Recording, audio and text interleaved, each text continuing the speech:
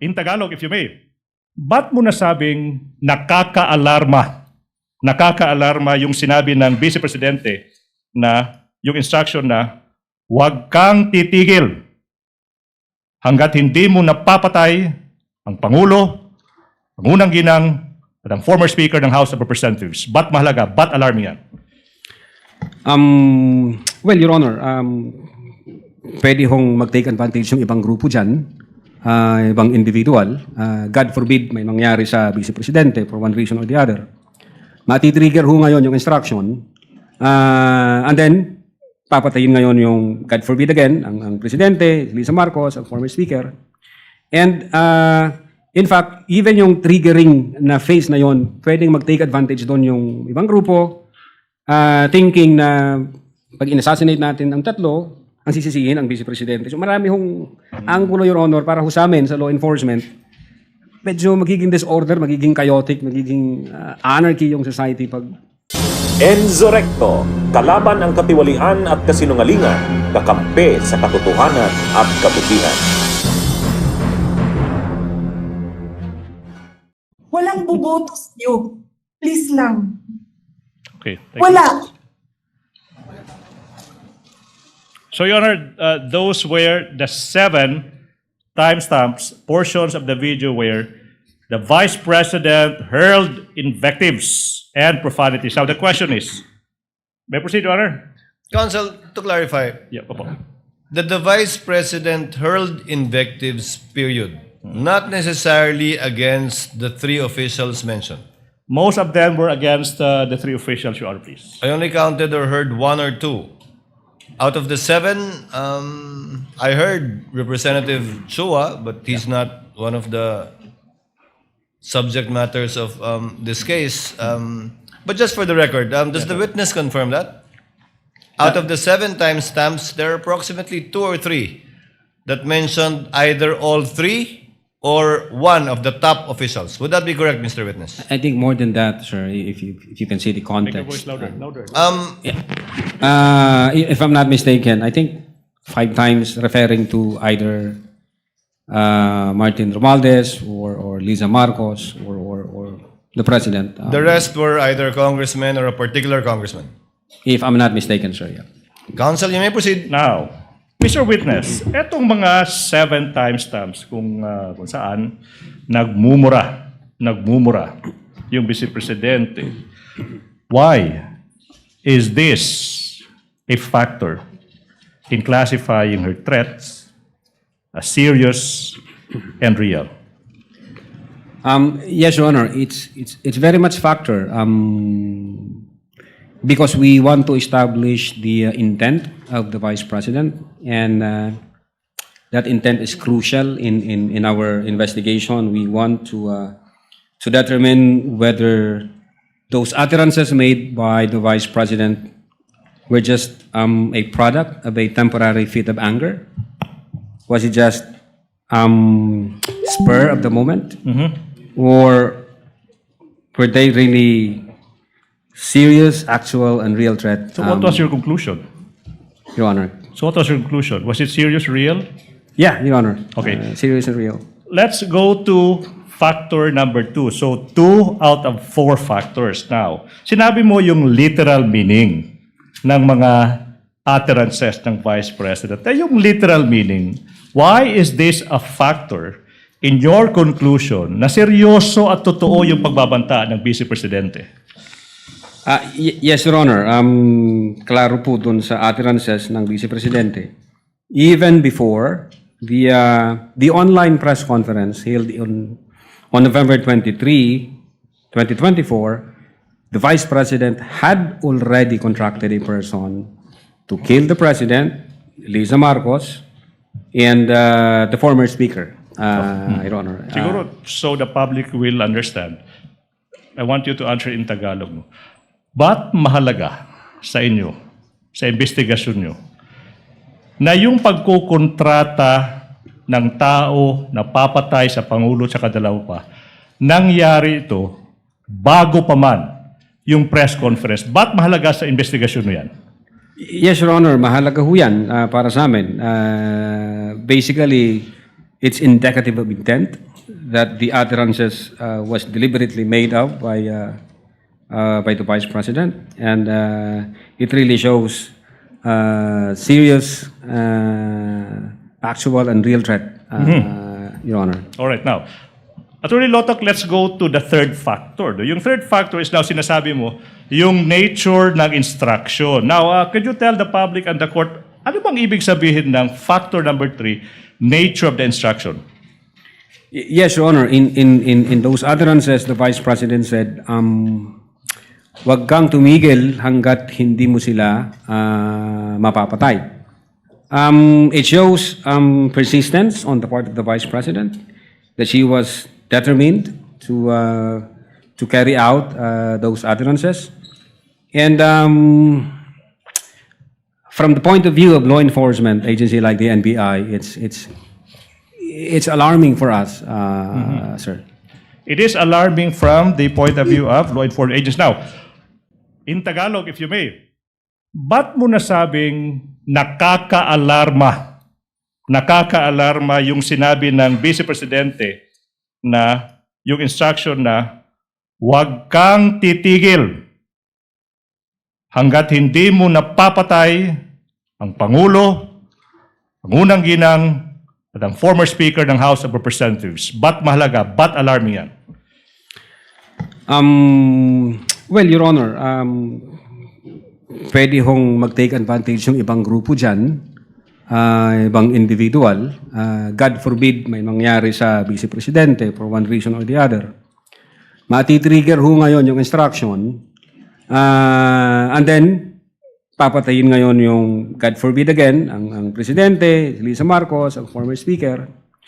And in fact, even yung triggering na phase na yon, pwedeng mag-take advantage doon yung ibang grupo, thinking na pag in-assassinate natin ang tatlo, ang sisisihin ang Vice Presidente. So marami hong anggulo, Your Honor, para ho sa amin sa law enforcement, medyo magiging disorder, magiging chaotic, magiging anarchy yung society pag hindi siya na-address. Yun po yung sa amin as investigator, sir. But was she not only joking, Attorney Lotoc? Objection leading, Your Honor. Pero there's basis to that, Your Honor. Sustained. Reform your Okay, question. now, let's go to, let's proceed, Mr. Witness. So far, you mentioned, ito yung mga factor, no? Manner, literal meaning, nature of the instruction. Ano ba yung fourth factor kung alam mo? The relationship between the parties, meaning the relationship between the Vice President and the President, sir. Now, what about the fourth factor? No? Why is it significant to investigation? Well, in one of the utterances made by the Vice President, she characterizes the relationship with the President as toxic. Your Toxic. Honor. If I'm not mistaken, at least 3 times niya binigkas yung term na toxic, referring to the relationship between her and the President, sir. Now, what were your reasons, if any, that made you conclude na nasabi na ng Vice President na toxic yung relationship niya between her and the President? Objection calls for an opinion. Toxic yung relationship niya between her and the President. Objection calls for an opinion, Your Your Honor. Honor, investigation. Witness may answer part of his investigation. Una, yung resignation niya as Secretary ng Department of Education. Pangalawa, yung utterances niya noong October 18, nung sinabi niya na I realize toxic na itong relationship. Gusto kong tanggalin yung ulo niya ba? And then I imagine myself cutting his head. What else, if any? The reaction of the recipient of those utterances, Your Honor, the reaction from the President himself, sir. So the reaction from the President himself. Now, you already mentioned kanina ano yung reaction ng President. Yung tanong now, Attorney Lotoc, is, why did you consider yung reaction ng mga recipients ng pagbabanta, kagaya ng President? Let's focus on the President. Ba't nyo kinonsider yung reaction nila? Well, we want to establish whether the recipient of those utterances felt intimidated by those statements, or did they took it serious and actual threat? Material ho sa amin yun, Your Honor, if only to establish the mens rea of Mens rea ng krimen. Now, let's focus on the president. No, let's focus on the president. Ito yung premise now. Based on your investigation, no, what was your impression of the president based on his reaction? Was he intimidated? Well, yung opening statement ng presidente, ang sabi niya, nakakabahala ang mga narinig natin itong mga nakarang araw. Ito'y isang kriminal na pagtatangka. Papalagan ko to. Yes, Your Honor. The president took the threat by the vice president as serious and real. Now, Mr. Witness, aside from yung reaction ng mga recipients, we focus on the president. Ano pa yung ibang mga factors na kinonsider nyo kung meron pa man?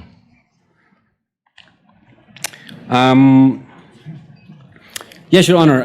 We find it, this is from the point of view of the investigator, we find it disturbing when we try to compare the utterances made in October 18 and the utterances made in November 23. And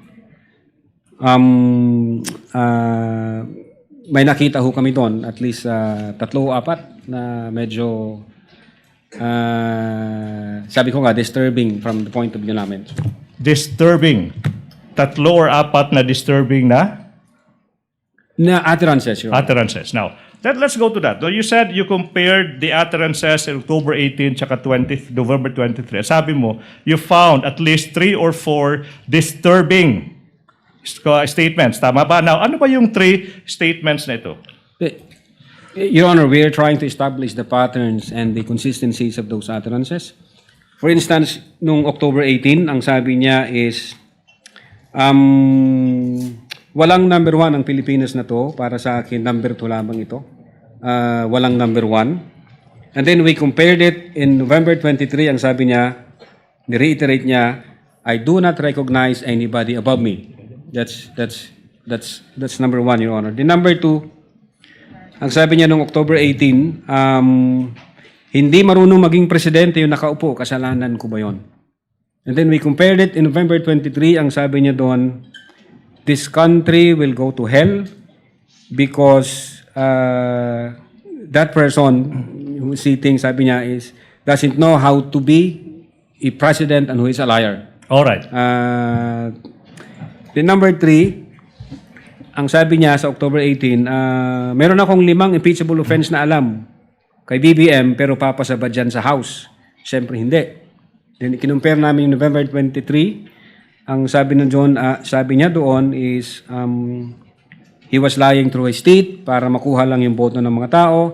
And then nagmura na siya, PI ka, BBM, Lisa Marcos, and Martin Romualdez, Your Honor. You said that you found these 3 comparisons disturbing. Now, these 3, ano yung significance ng 3 comparisons na ito sa investigasyon nyo? Kung meron man. Yes, Your Honor. Based on these patterns and consistencies in the utterances made by the Vice President, it appears that these statements have tendency to stir up the people against the government, have tendency to disturb the peace of the community, have tendency to undermine the peace and order, the public peace and order, sir. Now, Mr. Witness, given all these findings, sinabi mo, seryoso, tsaka totoo, yung mga pagbabanta ng Vice Presidente, anong ginawa ng division mo, kung meron man, in relation to the investigation? We executed, Your Honor, affidavit of investigation, and we recommended criminal charges. 3 counts for grave threats, and 1 count for inciting to sedition, sir. Your Honor, now, na-mention mo yung affidavit of investigation. For clarity, anong date ng affidavit of investigation na nasabi mo? Bunyog, bunyog, halikan na kasama ka. Bunyog, kapag buklod ay may pag-asa. Luzon, Visayas, Mindanao, isa ang pananaw. sa bagong Pilipinas ang bunyog isisigaw. Bunyog